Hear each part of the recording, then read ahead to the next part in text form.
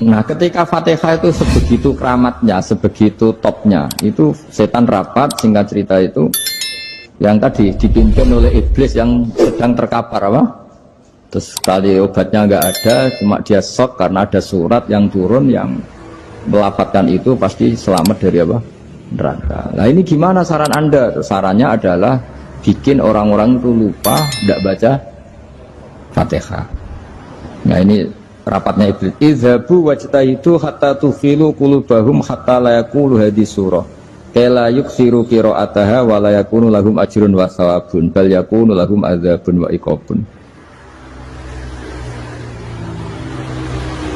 Kemudian yang terakhir saya beri ijazah tentang Al-Fatihah ya, karena ini surat yang populer. Kalau saya ijazahi Quran 30 juz pasti sampean nggak hafal. Atau ijazah surat Baqarah, kalau mau Baqarah mau. Ijazahi surat Baqarah mau 2 juz setengah. Mau Mas Asep? Ya Fatihah aja yang gampang ya. Nah, ya kulhu Fatihah ini paket ringan ini. Tapi pahalanya apa? Besar. Ini beda ya, artinya selama ini mungkin Anda baca tapi monoton ya. Tapi ini saya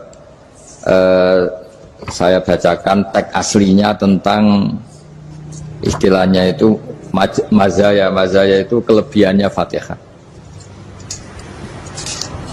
Saya baca Arabnya dulu, nanti ini terakhir ya, ijazah tadi kan saran-saran umum tentang sosial. Ya, pokoknya jadikan kebaikan itu punya nilai sosial yang baik lah. Jadi nanti orang yang nggak amanah nggak laku, ya calon bupati, gubernur, presiden yang nggak amanah juga nggak laku. Begitu juga kiai yang tidak amanah juga nggak laku, suami yang nggak amanah juga nggak laku, istri yang nggak amanah juga. Sehingga kebaikan ini jadi nilai sosial yang dalam tanda kutip sudah keniscayaan. Yang diinginkan Allah itu seperti itu, bukan kebaikan yang dipaksakan karena kekuatan negara. Maksudnya kalau bisa kebaikan itu tidak usah dipaksakan. Memang satu apa ya, sudah satu kebutuhan.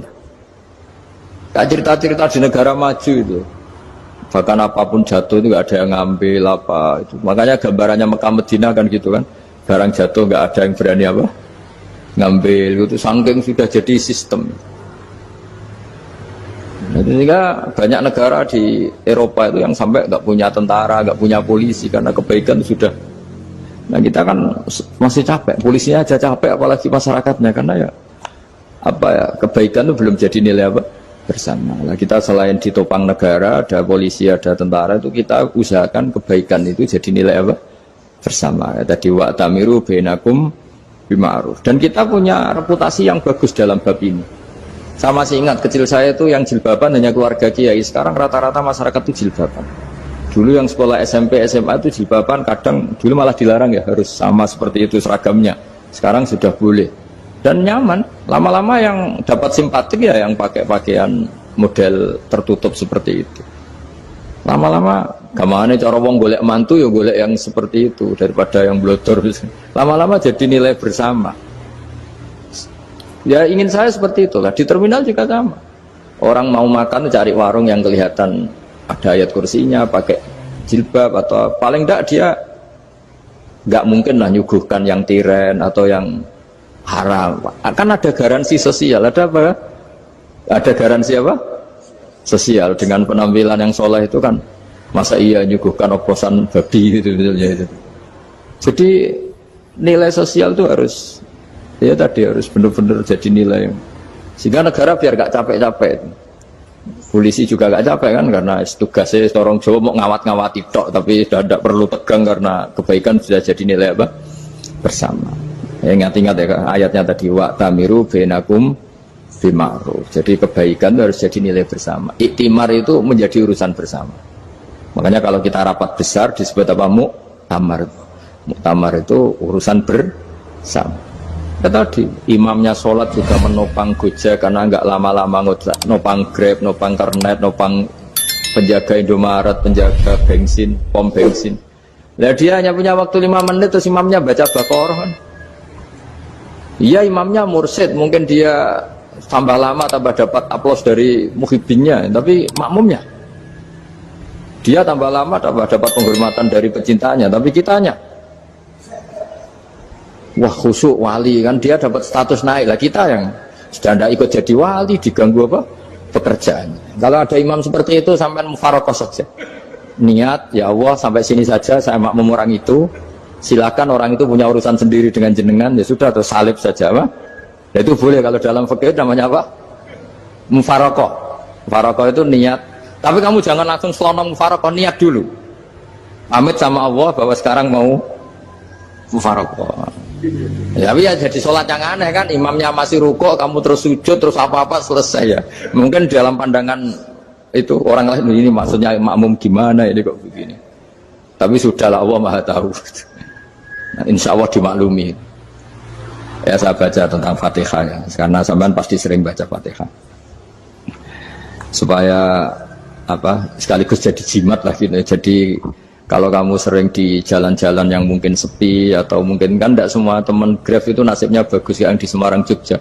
Mungkin yang di Kalimantan, di Papua kan ada yang 10 kilo gak ketemu rumah, ya kan?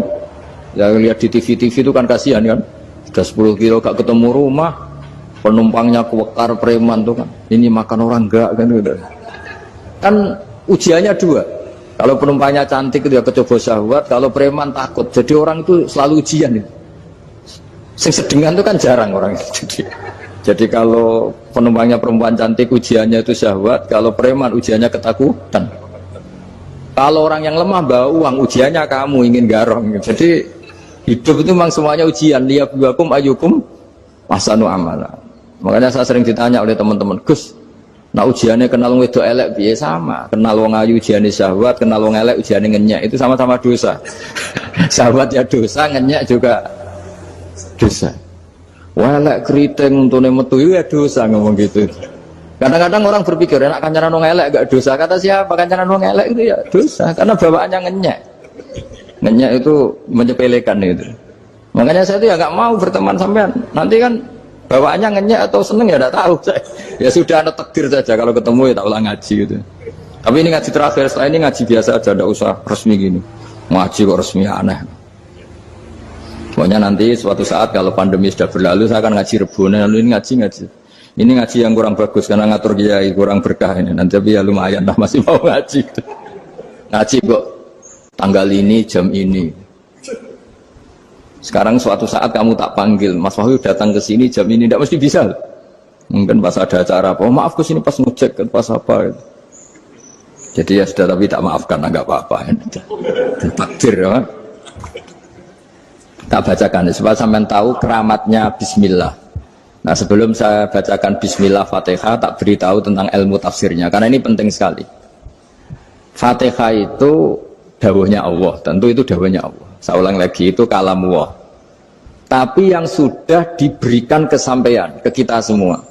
Sehingga seakan-akan itu menjadi dawuhnya kita ke Allah. Jangan salah loh ya. Fatihah itu dawuh Allah tapi sudah diberikan ke kita. Sehingga posisi kita itu yang punya itu. Nah, kenapa ini perlu dijelaskan? Karena nanti ada kalimat iyyaka na'budu wa iyyaka nasta'in. Kalau itu masih kalam Allah, berarti Allah ngomong ke kamu, ngendikan ke kamu, kepadamu aku menyembah. Masa Allah menyembah kamu? Nah, sehingga ilmu tafsir itu menyelesaikan itu dulu ya. Saya ulang lagi ya, sebelum sampean sering baca Fatihah, aku yakin ya sering baca. Tapi barokahnya tidak paham itu tidak pernah janggal. Enggak paham itu ya penting supaya tidak iskal, tidak janggal. Sebetulnya di kalimat itu ada yang janggal. Kalau Fatihah itu kalimatnya Allah atau kalam Allah, bagaimana dengan kata-kata iyyaka na'budu? Masa Allah ngendikan ke kita, kepadamu kami menyembah? Masa Allah menyembah kita? Maka penyelesaiannya secara ilmu tafsir gimana? Semua ulama mengatakan, bukan satu dua, semuanya mengatakan di Fatihah itu semuanya diberi kawalan kalimat. Saya ulang lagi ya, di Fatihah itu semuanya diberi awalan kalimat qulu, katakan wahai hambaku begini. Ya, katakan wahai hambaku begini. Nah, begini ini pelajaran dari Allah yang sudah diberikan ke kita. Terus kita mengatakan bismillahirrahmanirrahim, alhamdulillahirabbil, termasuk kita mengatakan iyyaka na'budu wa iyyaka nasta'in. Jangan bayangkan Allah ngendikan ke kita. Kalau Allah ngendikan kita berarti gini, hei wahyu, ihdinas siratal mustaqim, tunjukkan saya jalan yang benar.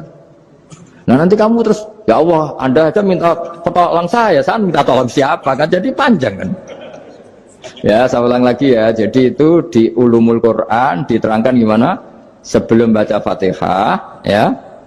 Fatihah itu kalamullah, ngedikane Allah, tapi yang sudah diajarkan ke kita dan sudah milik kita, sehingga kalimat itu menjadi milik kita. Tapi ya kalamullah, tetap kalamullah, tapi sudah menjadi milik kita. Udah paham ya? Ya pinter naon. Ya, karena kalau tanpa penjelasan seperti ini, Anda akan iskal. Bagaimana Allah, iskal itu janggal, bagaimana Allah mengatakan iya anak butuh. Kan jadi aneh ya? Ya, jadi tak jelaskan secara ilmiah ya. Jadi kata ulama-ulama tafsir, ayat-ayat Quran seperti ini sebetulnya dimulai dari qulu apa? Meskipun nggak dilafatkan. Itu kan sama dengan qul huwallahu ahad Muhammad, katakan kalau Tuhan itu satu. Ya namanya Quran itu kan kalam Allah, membina nabinya, membina umatnya. Makanya dikatakan atau enggak, di sini tersembunyi kata qulu, katakan. Ya, jadi ya ibarat apa itu, kamu ngajari anak kamu lah, panggil jenengan bapak kulo. Itu maksudnya anak, kalimat itu kalimat kamu, tapi kamu ajarkan ke anak kamu. Terus anak kamu bilang, Pak jenengan bapak kulo. Nah, ketika kamu mengatakan jenengan, bukan kamu mengatakan jenengan anakku, berarti anakmu itu bapakmu, kan lucu kan? Anak kamu ajari jenengan bapak kulo, kamu engkau bapak saya. Terus anak kamu mengulang jenengan atau kamu bapak saya. Berarti itu kalimat yang kamu ajarkan, tapi sekarang sudah milik anak kamu. Kalau itu kalimat kamu kan lucu, masa anak kamu bilang bapak. Nah itu seperti itu. Jadi ulama memberi solusi atau jawaban iya karena na'budu. Ya itu sebelumnya ada kata-kata qulu, katakan wahai hambaku, hubungan kamu dengan saya adalah katakan iya karena na'budu wa iya karena nasta'in. Terus hubungan kamu dengan saya katakan juga dalam doamu ihdinas siratal mustaqim. Jelas ya, jadi itu kalam Allah yang sudah milik kita karena diajarkan Allah untuk kita. Dong ya. Ya dong ya, gak jelas ya. Tapi bagus, gak jelas itu bagus. Kalau kamu jelas gak jadi digrab, jadi gubernur. Min azimi fadliha kasratu asma'iha wa fadail ukhra. Ini cerita dramatisnya surat Al-Fatihah. Qala Abu Hurairah radhiyallahu anhu inna iblisa ranna khina unsikat Al-Fatihah. Jadi iblis itu begitu kesakitan. Ini kitab Abu Abul Farad karangannya Syed Muhammad Alawi, juga kutipan dari beberapa kitab. Yang jelas beliau sendiri juga ngutip dari beberapa riwayat di beberapa hadis, halaman 123. Ketika Fatihah turun itu iblis kesakitan, kayak orang sakit gigi lah, tersiksa sisanya karena turunnya surat apa? Al-Fatihah. Artinya kalau Anda baca Fatihah dijiwai, maka Anda melemahkan setan, melemahkan iblis. Wa qala Mujahid qina unzilat Fatihatul kitab ronna fastama indahu asyayatin. Jadi ketika Fatihah itu turun, iblis itu terkapar lah kira-kira, sampai dijenguk banyak setan. Jadi kemana di ICU lah kira-kira gitu kalau sekarang itu, entah COVID entah enggak tahu, pokoknya di ICU sampai dijenguk banyak setan. Enggak tahu bawa apa enggak tahu, pokoknya dijenguk banyak setan. Ono yang nyangoni karena ini apa? Ketuanya apa? Pingsan, sakit. Di iblis itu sakit sampai dijenguk anak buahnya setan-setan. Ya semoga kalian semua tidak kenal setan. Kalau kenal berarti teman apa? Wa qalu misla dzalik wa qala lahum laisa mimma taquluna syai'un walakin unzilat suratun laisa ajru qailiha illa an harramallahu alaihi nar jahannam. Saya ini bukan sakit fisik kata iblis. Kamu tidak usah jenguk saya, datangkan dokter terbaik, tidak usah. Saya ini tidak sakit fisik. Saya ini sakit karena ada surat yang diturunkan, yang pahala yang melafadzkan surat itu pasti selamat dari neraka. Padahal misi terbesar saya ini supaya manusia masuk neraka. Sekarang punya tamengnya. Mulai pusing kan? Ya seperti orang lah, goda sampean ternyata sampean setia, itu kan pusing. Nah ternyata tidak setia, itu yang akhirnya ribet kan itu. Jadi iblis itu cita-cita terbesarnya kan semua orang itu masuk neraka. Nah sekarang turun satu surat yang gara-gara surat itu siapapun yang baca dijamin selamat dari neraka. Jadi walakin unzilat suratun laisa ajru qailiha illa an harramallahu alaihi nar jahannam. Karena jadi dia shock lah itu. Kalau orang di Jawa itu bilang shock. Aduh sial nasib saya ini umat nggak bisa saya goda lagi karena punya tamengnya tadi punya.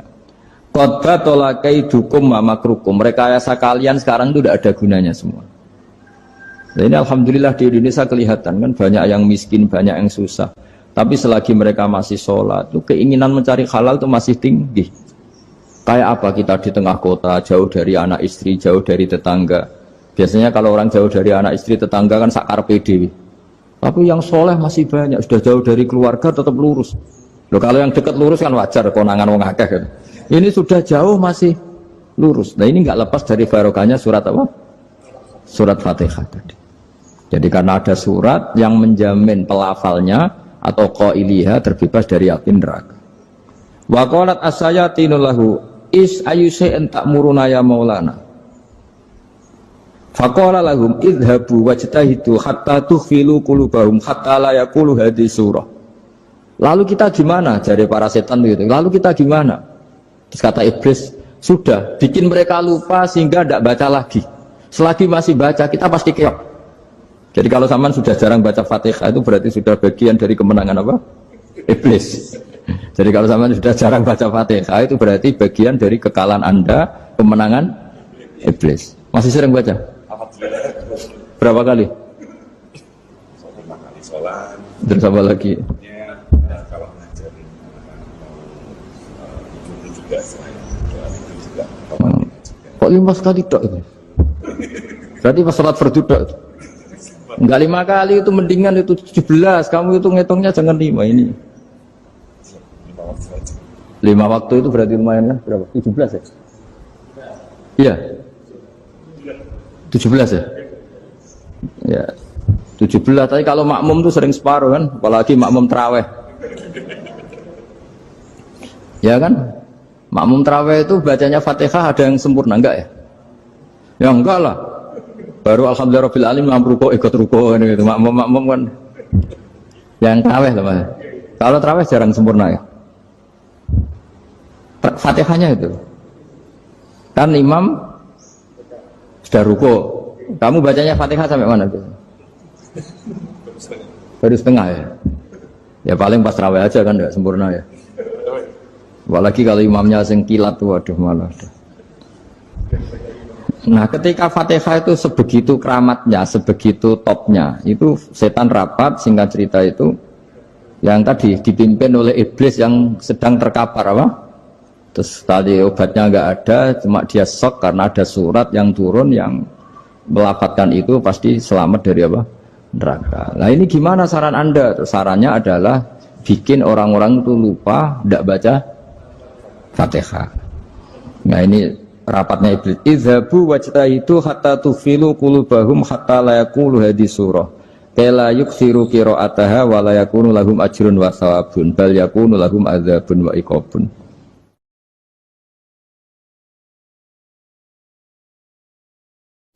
Jadi saya mohon selama ini Anda sudah baca, tapi mungkin hanya rutin saja. Napa rutin saja? Jadi barokahnya ngaji ini kamu punya kekuatan atau punya semangat membaca karena ini surat yang luar biasa. Ibarat gini, kalau sampean tanya, saya juga sering mikir, masa Gus hanya surat kok punya kekuatan seperti itu? Di dunia ini kata Allah, mulai Nabi Adam sampai kiamat, nggak ada yang bisa menandingi kekuatan kalimah. Kalimah itu kata-kata, nggak ada yang bisa menandingi kata-kata. Misalnya Anda nge-grab, berangkat istri cuek, berangkat cuek, itu beda dengan ketika meskipun satu kalimat, Pak, muga-muga dilindungi pangeran, mungkin jenengan selamat, itu menjadi teduh dan semangatnya luar biasa karena kayak mendapat support. Jadi kira-kira kalimat itu hubungannya kita dengan Allah. Fatihah itu seperti itu. Kamu melafadzkan satu kata-kata yang dibenarkan langit bumi, dibenarkan aras, dibenarkan malaikat, dibenarkan semua penghuni di dunia ini. Sehingga tuh efeknya luar biasa. Itu seperti gini ya, kamu cerai sama istri, terus nikah lagi katut babon. 10 tahun anak kamu dididik, ibunya benci kamu. Dan memang Anda layak dibenci.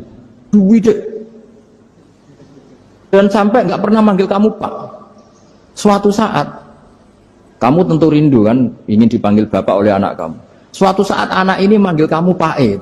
Itu senengnya bukan main. Hanya sebuah kata-kata. Makanya kadang-kadang orang itu tanya sama kiai, ijazah lafadz ini gunanya apa sih? Itu ijazah-ijazah itu untean kata-kata. Yang kata-kata ini dibenarkan langit dan bumi dan aras dan para malaikat, sehingga efeknya itu luar. Nah ibarat seperti itulah, kamu melafadzkan Fatihah itu melafadzkan kata-kata yang dibenarkan Allah dan Rasul dan semua malaikat, semua penghuni langit. Maka ini efeknya pasti luar. Nah di sini lah orang-orang dulu itu tahu keramatnya itu, sehingga ketika melawan Belanda, melawan Jepang dulu itu kalimat-kalimat itu menjadi mantra yang luar biasa. Doa yang luar biasa. Tapi di era modern karena orang sudah tidak ngerti itu, dianggap itu mantra, jimat, khurafat, bid'ah, waduh ribet menemal. Sebetulnya tidak seperti itu. Memang kata-kata ini kekuatannya luar biasa. Sama kesakitan hati kamu juga karena itu. Ngojek wangilan. Lha Pak di bojo kok kowe gagah tok kere. Wah, iku seling terus. Padahal kalimat itu kan tidak melukai secara fisik, tapi apa kerjanya sesuk sarasa-rasen. Karena terus dengan pengadilan seperti itu kan, ngapain kerja demi perempuan yang seperti ini? Lagi-lagi kata-kata ini luar. Nah bayangkan kalau kata-kata itu adalah kalimat yang diajarkan Allah lewat Rasulnya, lewat malaikat Jibril. Kayak apa kekuatannya? Nah kira-kira Fatihah itu gitu.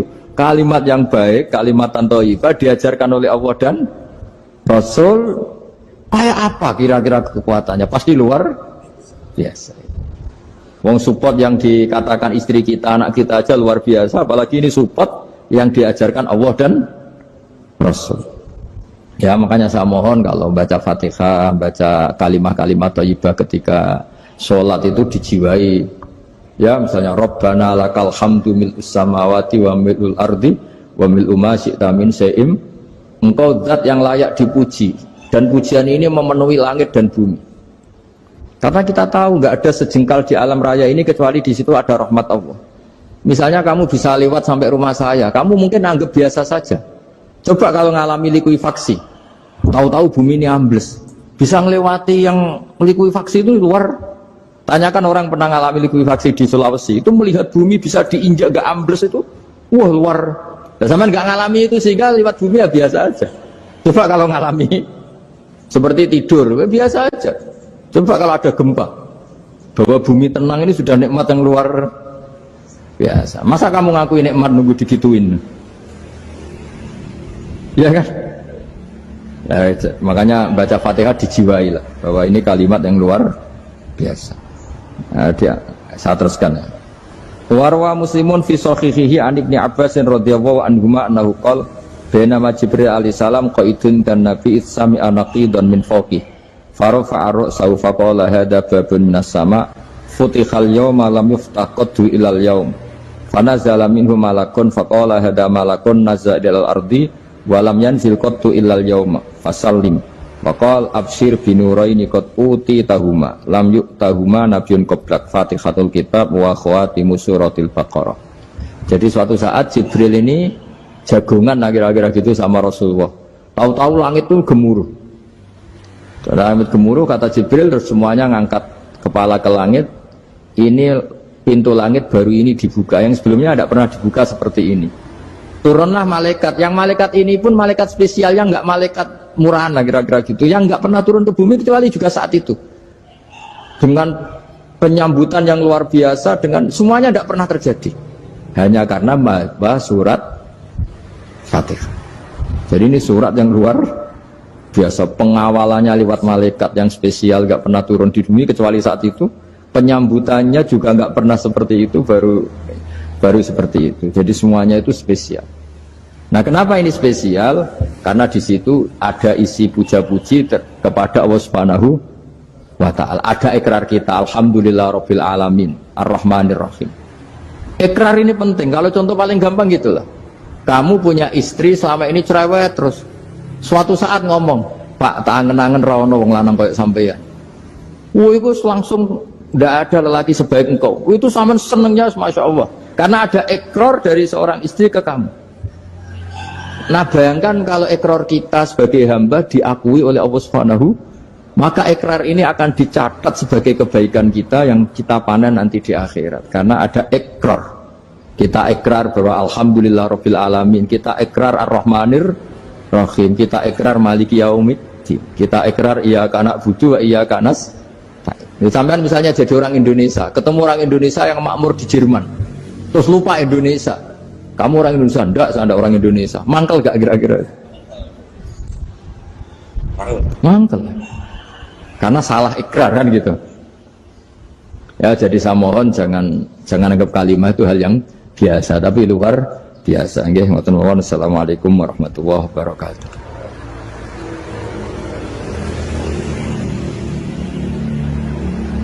Saya berkali-kali kampanye di mana-mana lah, kampanye dan menganjurkan.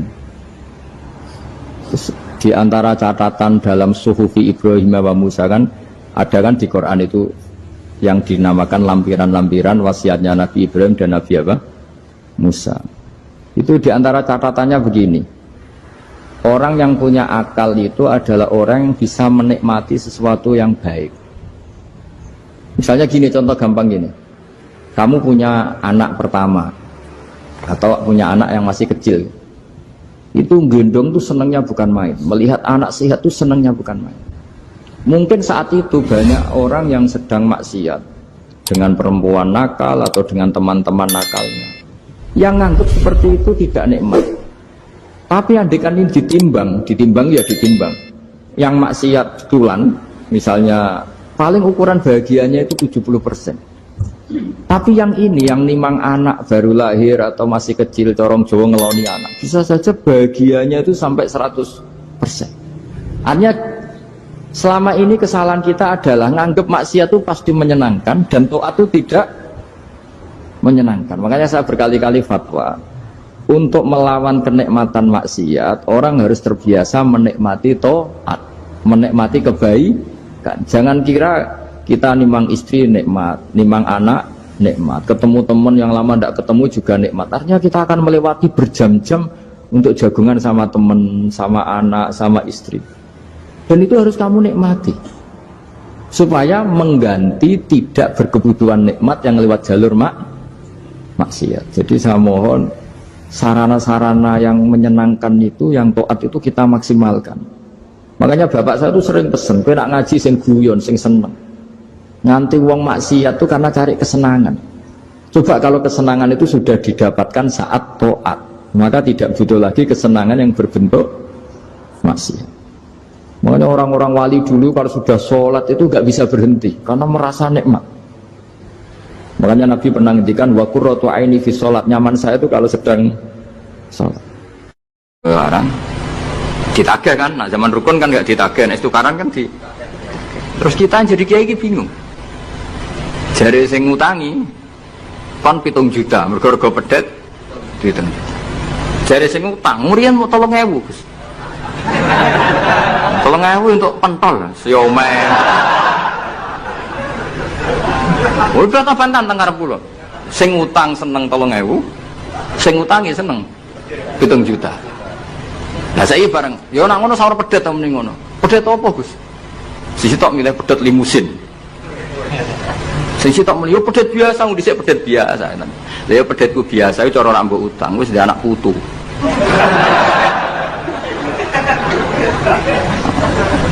Coba tahun 70 nak duwe anak putu wis. Oh luas kon. Tapi jare sing utang, lah anak mati. Coba kalau kamu jadi kiai itu coba mau apa coba? Mulane wong dadi kiai iku berat-berat itu. Ora berat iki, konsultan hukum itu sampean dadi pengacara, menang ra menang nak sing kelas Jakarta itu 1 miliar.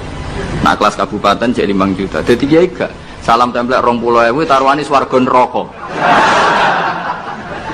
Wong desa maring salam templek 50.000 20.000. Takokane nek dijawab kliru swarga. Mane kula anggere dalu sing rayu pangeran Gusti wis pantese kula mlebu swarga. Wong ora melok utang kok melok mikir. Murwet. Nggih wonten tiyang setengah demenan, setengah nikah niku lapure mbek